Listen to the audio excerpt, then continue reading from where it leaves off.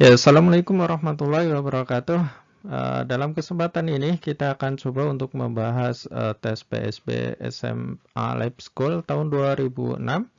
Meskipun ini udah lampau ya, tapi insya Allah ini masih bermanfaat bagi adik-adik yang persiapan untuk masuk Lab School sebagai latihan ya. Baik, kita mulai dari nomor 51 karena soal sebelumnya adalah matematika ya. IPA mulai dari nomor 51.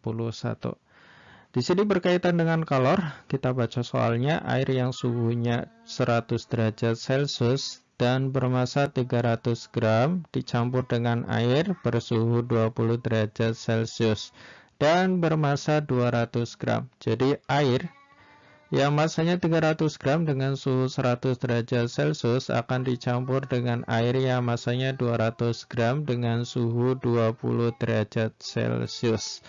Kemudian di sini disebutkan untuk kalor jenis airnya adalah 4200 Joule per kilogram derajat Celcius.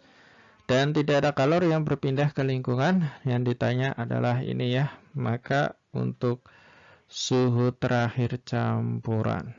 Ya. Bisa kita tulis untuk apa yang diketahui di sini. Ya, diketahui apa aja sih? Yang diketahui ada, kita umpamakan adalah ada M1 yang masanya adalah 300 gram dengan suhu T1. Kita umpamakan T1 ya, 100 derajat Celcius. Kemudian ada M2 yaitu 200 gram di mana suhunya kita umpamakan sebagai T2 ya, 20 derajat Celcius. Kemudian diketahui ada kalor jenis C air. C airnya adalah 4200 Joule kilogram derajat Celcius. Ya, tidak ada kalor yang berpindah ke lingkungan dan ditanya suhu akhir campuran, kita tulis yang ditanya adalah TC ya, atau suhu campuran. Ya, kita akan menggunakan penyelesaian untuk soal ini menggunakan asas Black. Apa sih rumusnya asas Black itu?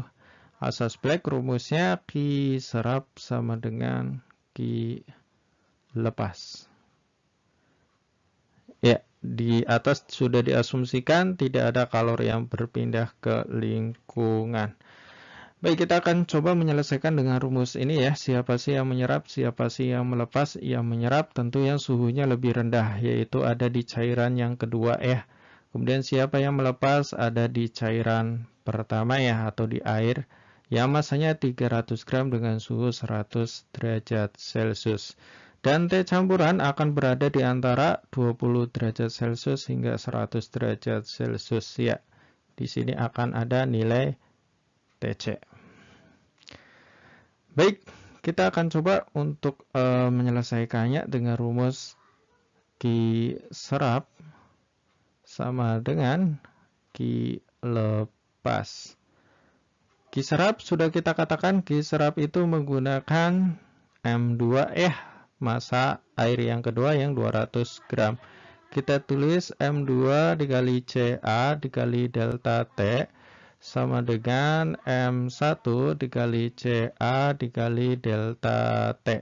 Di sini CA masih kalor jenis, kedua-duanya bentuknya adalah air sehingga bisa kita coret ya. Seperti ini perbandingannya. Untuk M2 bisa kita tulis M2 nilainya adalah berapa sih? 200 gram ya. 200 gram.